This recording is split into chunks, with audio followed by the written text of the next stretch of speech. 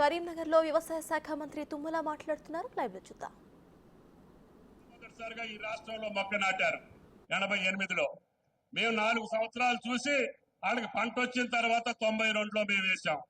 ఈ రోజు గతంలో తెలంగాణ మొత్తానికి పర్మిషన్ లేదు, కేవలం ఆంధ్ర ప్రాంతానికి మాత్రమే పర్మిషన్ ఉంది. అందుకనే ఇప్పుడు తెలంగాణ మొత్తానికి పర్మిషన్ తీసుకొచ్చాం. అన్ని జిల్లాల్లో వేసుకోవచ్చు, ఒక హైదరాబాద్ జిల్లా తప్ప, ఎందుకంటే అక్కడ వ్యవసాయ భూమి లేదు కాబట్టి.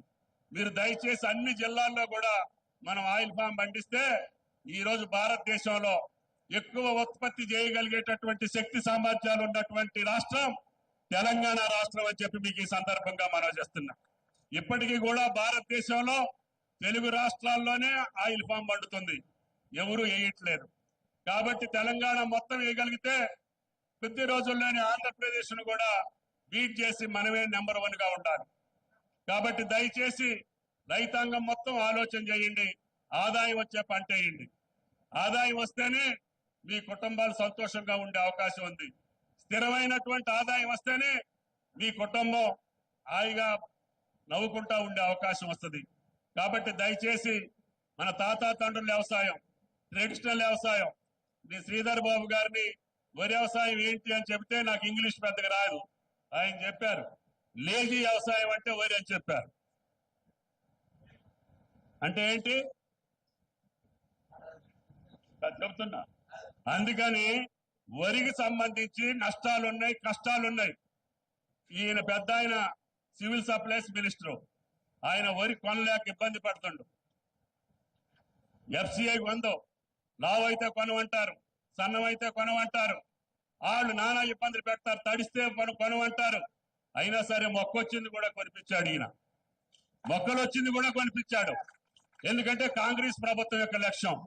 కేబినెట్ లో కూడా శ్రీనివాసరెడ్డి గారు మొక్క కాదు పైరు వచ్చినా కూడా కొనాలని చెప్పి బలవంతంగా కొనిపించాడు. ప్రభుత్వం సిద్ధంగానే ఉంది, కానీ రైతులు సుఖంగా ఉండాలి, రైతులు ఆనందంగా ఉండాలి. రైతులు ఆనందంగా ఉండకపోతే ఏ రాష్ట్రం కూడా సుభిక్షంగా ఉండే అవకాశం లేదు. రాష్ట్ర ప్రభుత్వం శక్తికి మించి, దాని స్థాయికి మించి, దాని పరిమితికి మించి పథకాలు అమలు చేయాలని చెప్పి రైతాంగానికి సంబంధించి మాట్లాడుతున్నాం. అవి అమలు చేయకపోతే, అవి మీకు చక్కగా చేరకపోతే, వాటి యొక్క అనుభవం మీకు రాకపోతే ఈ ప్రభుత్వం యొక్క ప్రయోగాలన్నీ కూడా అది ఆశాజనకంగా ఉండదు అని చెప్పి మీకు ఈ సందర్భంగా మనం చేస్తున్నాం. దయచేసి ఈ ప్రభుత్వం యొక్క ఆలోచన, పట్టుదల, కఠినమైనటువంటి దీక్ష ఏదైతే సోనియా గాంధీ గారు ఇచ్చినట్టు మాటకి మీరు తెలంగాణలో కాంగ్రెస్ పార్టీ ప్రభుత్వాన్ని తెచ్చారో, ఆమె గారు కూడా అంత పెద్ద మనసుతోటి మీరు ఆ గ్యారంటీలతోటి పాటు నేను ఇచ్చినటువంటి హామీలు తీర్చండి అని చెప్పి ఈ ప్రభుత్వాన్ని, ముఖ్యమంత్రి రేవంత్ రెడ్డి గారిని కూడా అడుగుతున్నారని చెప్పి కూడా మీరు గుర్తుపెట్టుకోవాలి. ఆమె గారు ఎప్పుడు పోయినా నేను చెప్పిన మాట నిలబెట్టారా లేదా అని చెప్పి సోనియా గాంధీ గారు మంత్రివర్గ సభ్యుల్ని, ఉత్తమ్ కుమార్ రెడ్డి గారిని కూడా అడుగుతున్నారు.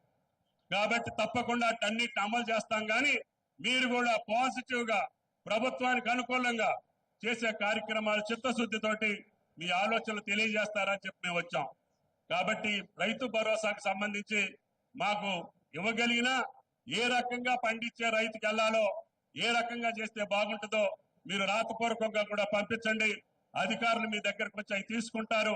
ఇప్పుడు 1 గంట ఆలస్యమైనా మీ ఏఈఓలు కానీ, డిఏఓలు కానీ మీ అభిప్రాయాలు తెలుసుకొని ప్రభుత్వానికి తెలియజేస్తే రేపు శాసనసభలో, ఇప్పుడు శాసనసభ్యులు ఎందుకు మాట్లాడించలేదంటే వీళ్ళు రేపు మీ అభిప్రాయానికి అనుగుణంగా శాసనసభలో వాళ్ళు మాట్లాడాలని.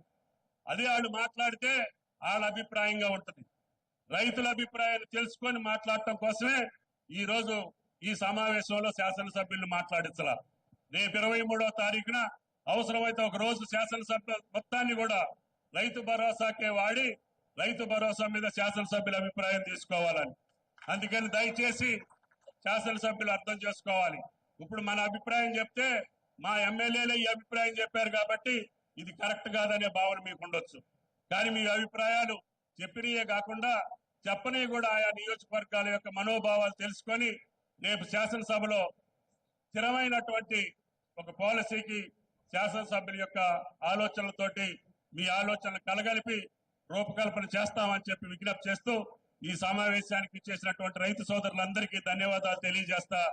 నిన్ననే ముఖ్యమంత్రి గారు ఇచ్చినటువంటి రుణమాఫీ తప్పకుండా ఆయన ఇచ్చినటువంటి మాట కట్టుబడి ఎంతమంది ఎన్ని విమర్శలు చేసినా, ఎంతమంది ఎన్ని అపోహలు పడ్డా, ఎంతమంది ఎన్ని ఆశలు పెట్టుకున్నా ఆగస్టు నెలలో 2 లక్షల రుణమాఫీ చేసి తీరుతామని చెప్పి కూడా మీకు ఈ సందర్భంగా మనవి చేసుకుంటూ సెలవు తీసుకుంటున్నా.